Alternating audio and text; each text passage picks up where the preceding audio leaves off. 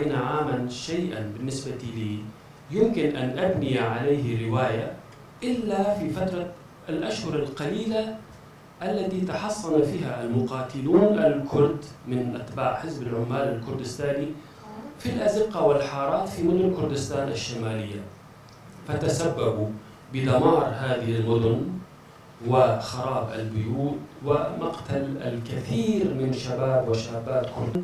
بالنسبة لأهلنا هناك وللناس الذين عانوا تلك الأيام السوداء، كانت فعلا ذروة الصراع بين الجيش التركي والجريلا، وأنا حاولت أن أصل إلى هذه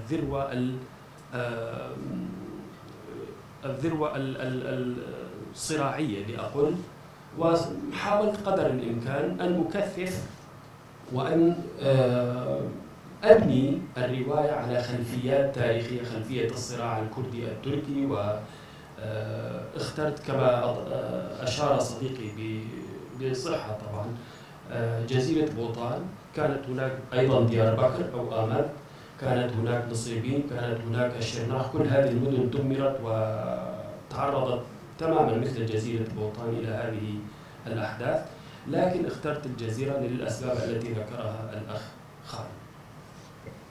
إنما هو مفهوم إجرائي اقتضته القراءة النقدية التحليلية لهذا النص الروائي.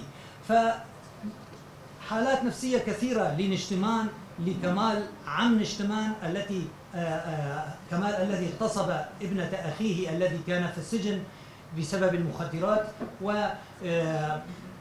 والحالات النفسية لآمد والجماعات الأخرى، شخصيات كثيرة جدا، رواية مكتظة بالشخصيات وبالأحداث وبأسماء الأمكنة وبالحوادث الكثيرة، كلها تقوم بصورة عامة على عملية الإرجاء، أي عدم الإفصاح مباشرة بكل شيء. أريد هنا أن أشير أيضا إلى الشيء الذي جعلني أنجذب إلى هذه الرواية التي لي عليها ملاحظات أيضا. الفصل الأول نقرأه لكن لا نعرف من الذي يتحدث، من الذي كان حاضرا مع آمد ونشتمان في بيت آمد في جزيرة بوطان.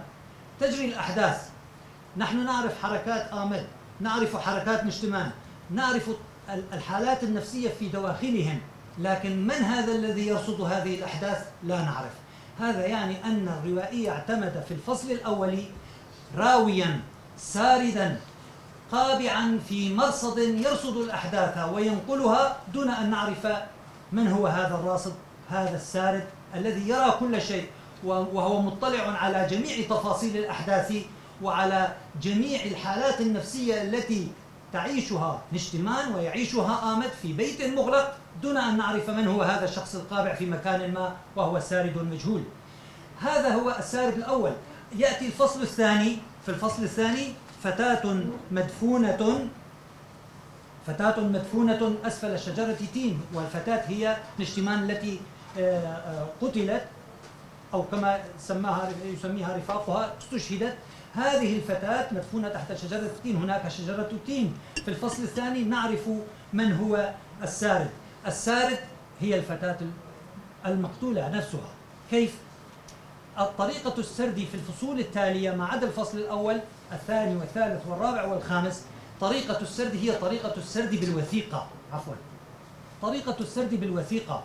مثلا نشتمان كتبت ما يجري معها قبل أن تستشهد وقبل أن تموت متتالية، وكأنني فعلا كنت في حرب أو كأنني كنت في خضم عاصفة غبارية، على شاكلة الرمزية والدلالات المتعددة التي تخللت وأيضا تخللت ذلك التنوع في الخطاب.